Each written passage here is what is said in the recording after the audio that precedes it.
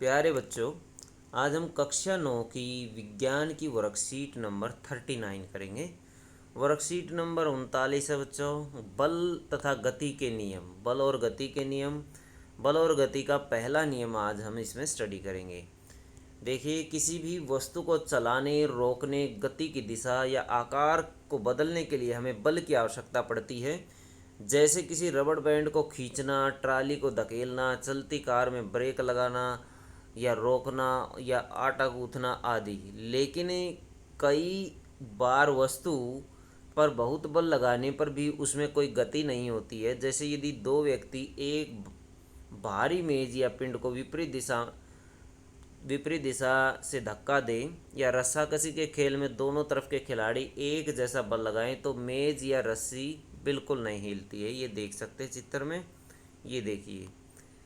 अब क्या है दूसरे चित्र में, जब दोनों टीम विपरीत तरफ से बराबर बल लगाते तो उनके बल आपस में ख़त्म होकर के शून्य हो जाते। ये तो पहले चित्र के अकॉर्डिंग था। दूसरे के अकॉर्डिंग यदि कम ज़्यादा बल लगाएं तो फिर एक टीम विजेता बन जाती है। इसमें ऐसे बलों को संतुलित बल कहा जाता है। यदि बराबर बल लगाए तो संतुलित बल होता है। यदि ऊपर नीचे या कम ज़्यादा बल लगाएंगे तो असंतुलित बल हो जाता है। मेज या रस्सी कभी हिलती है, ये जब तभी हिलती है जब दोनों व्यक्ति या खिलाड़ी एक ही दिशा में बल लगाएं या एक तरफ का बल दूसरी तरफ के बल से ज़्यादा हो। ऐसी स्थिति को असंतुलित बल कहा जाता है।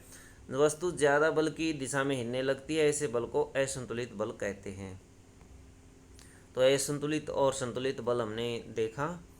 कोई भी बल अकेला नहीं होता, बल हमेशा जोड़े में होते हैं या दोनों बल हमेशा विपरीत दिशा में कार्य करते हैं। जब भी दोनों में से एक बल दूसरे से ज़्यादा हो जाता है तो ही गति होती है। देखिए, टेबल के ऊपर ये रखा हुआ है, बाहर रखा हुआ है और वस्तु का भार जो है वो नीचे की तरफ लगेगा। मेज इसके ऊपर की तरफ बल लगाएगी। घर्षण बल गति की विपरीत दिशा में लगता है। घर्षण बल हमेशा वस्तु की विपरीत दिशा में लगेगा। जब तक वस्तु पर लगाए जाने वाला बल उसके घर्षण बल से अधिक होकर उसे असंतुलित नहीं करेगा, तब तक वस्तु नहीं हिलेगी। किसी भी पिंड पर लगने वाला असंतुलित बल उसे गति प्रदान करता है। गति कौन प्रदान करता है? असंतुलित बल करता है। जड़त्व क्या होता है? प्रत्येक वस्तु अपनी गति की अवस्था में परिवर्तन का विरोध करती है। वह अपनी मूल अवस्था को बनाए रखना चाहती है। प्रत्येक वस्तु क्या है? अपने मूल अवस्था में रहना चाहती है। किसी वस्तु का द्रव्यमान उसके जड़त्व की माप होता है। उसका जो द्रव्यमान होता है वस्तु का, वो उसकी जड़त्व की माप होता है। भारी वस्तु का जड़त्व हल्की वस्तु की तुलना में अधिक होता है, जिसे हिलाने के लिए अधिक बल की आवश्यकता होती है।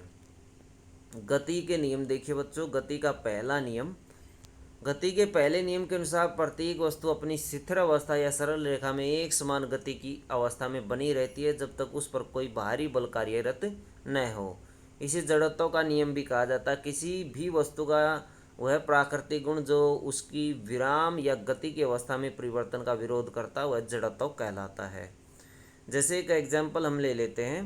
चलती हुई बस में सभी कुछ गतिशील अवस्था में होते हैं, लेकिन अचानक ब्रेक लगाने पर बस तो रुक जाती है। लेकिन हमारे शरीर का ऊपरी भाग जो बस के साथ गतिशील था, वह बस में ब्रेक लगाने पर भी बस की दिशा में क्षण भर के लिए गतिशील रहता है, जिसकी वजह से हम आगे की तरफ गिर पड़ते हैं। इसी प्रकार जब रुकी हुई बस अचानक चल पड़ती है तो सभी सवारियों को पीछे की ओर झटका महसूस होता है। यहाँ बस तो अचानक गतिशील हो गई है, लेकिन सवारियों के शरीर क्षण भर के लिए विरामावस्था में ही रहते हैं। क्वेश्चन देखिए बच्चों, इससे संबंधित बल क्या क्या कार्य कर सकता है उदाहरण सहित लिखिए। तो बल क्या क्या कर सकता है बच्चों? वस्तु की दिशा बदल सकता है, वस्तु को चलाने, रोकने और गति की दिशा या आकार बदलने के लिए बल की आवश्यकता पड़ती है। इसका एग्जाम्पल है किसी रबड़ बैंड को खींचना, ट्राली को धकेलना, चलती कार को ब्रेक लगाकर रोकना, आटा गूंथना इत्यादि इसके एग्जाम्पल हैं। तो ये दो लाइनें आप इसमें लिखेंगे। क्वेश्चन नंबर 2 देखिए। जड़त्व को परिभाषित कीजिए। गति का पहला नियम उदाहरण सहित लिखिए। जड़त्व की परिभाषा ये है, यहाँ से आप जड़त्व की परिभाषा लिखेंगे और गति का पहला नियम उदाहरण सहित आप यहाँ से लिख सकते हैं। ये गति का पहला नियम है, इसे जड़त्व का नियम भी कहा जाता है। इसका एग्जाम्पल आप लिख सकते हैं, चलती हुई कार में ब्रेक लगाना या चलती हुई बाइक पर ब्रेक लगाना, तो इसका एग्जाम्पल है। क्वेश्चन नंबर 3 है, किसी रुकी हुई बस के अचानक गतिशील होने की स्थिति में उसमें खड़ी सवारियां किस तरफ झटका महसूस करेंगी, स्पष्ट कीजिए। तो जब रुकी हुई बस अचानक चल पड़े तो आगे की पीछे की दिशा में झटका महसूस करेंगी सवारियां, ये इसका आंसर है क्वेश्चन नंबर 3 का। क्वेश्चन नंबर 4 है, निम्न में किसका जड़त्व अधिक होगा, कार या बस का। इसमें बस का होगा। साइकिल मोटरसाइकिल में मोटरसाइकिल का होगा। ठेला गाड़ी रेलगाड़ी में रेलगाड़ी का जड़त्व अधिक होगा। जो ज़्यादा भारी होती है उसका जड़त्व अधिक होता है। तो बच्चों, ये थी आपकी साइंस की वर्कशीट। वीडियो अच्छे लगे तो लाइक करें, हमारे चैनल को सब्सक्राइब करें।